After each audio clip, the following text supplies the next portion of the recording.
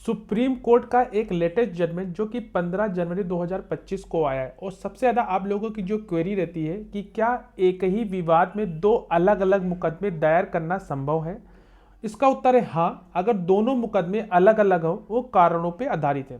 और एक और ज़्यादा क्वेरी रहती है वो ये रहती है कि क्या फैसला सभी मामलों पे लागू होगा या उन मामलों पे लागू होगा जहां दूसरा मुकदमा नए कारण पे आधारित है। आज का जो वीडियो है सुप्रीम कोर्ट का एक लेटेस्ट जजमेंट है और इसी टॉपिक से रिलेटेड है, जहां ऑर्डर 2 यानी कि रूल 2 सीपीसी सुप्रीम कोर्ट का एक बड़ा फैसला, दूसरा केस कब नहीं होगा प्रतिबंधित।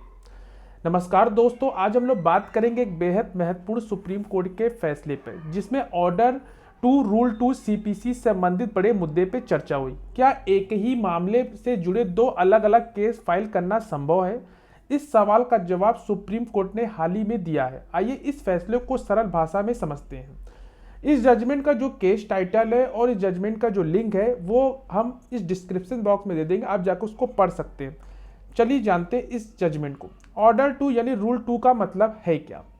ऑर्डर 2 रूल 2 सीपीसी का मुख्य उद्देश्य है कि एक ही कारण पर आधारित सभी दावों को एक ही मुकदमे में शामिल किया जाए ताकि मुकदमों की संख्या को कम किया जा सके। लेकिन अगर दूसरा मुकदमा किसी अलग कारण पर आधारित है तो क्या यह नियम लागू होगा?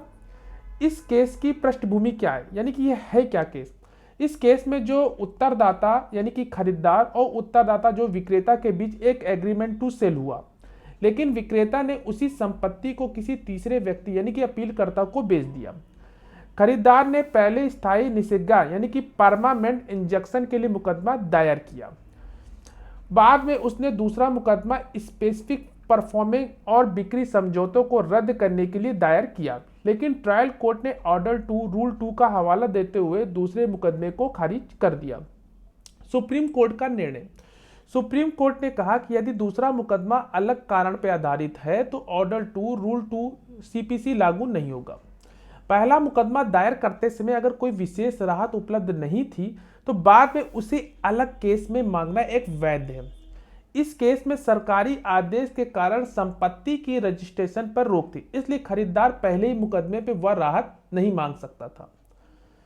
तो सुप्रीम कोर्ट का यह फैसला एक मिसाल है जो तकनीकी मुद्दों से परे जाकर न्याय देने पे जोर देता है। अगर आपको यह जानकारी उपयोग में लगी हो तो इस वीडियो को जरूर लाइक करिए, शेयर करिए, अपने दोस्तों के साथ शेयर करें, हमारे चैनल को सब्सक्राइब करना ना भूलें और बेल आइकन जरूर दबाएं ताकि आपको ऐसे ही महत्वपूर्ण कानूनी खबरें मिलती रहें। और अगर किसी केस से रिलेटेड कोई भी क्वेरी हो तो डायरेक्ट कॉल पे भी अपना अपॉइंटमेंट बुक करा सकते हैं। उसका नंबर स्क्रीन और डिस्क्रिप्शन बॉक्स पे दिया है। मिलते हैं एक नेक्स्ट वीडियो, तब तक के लिए धन्यवाद।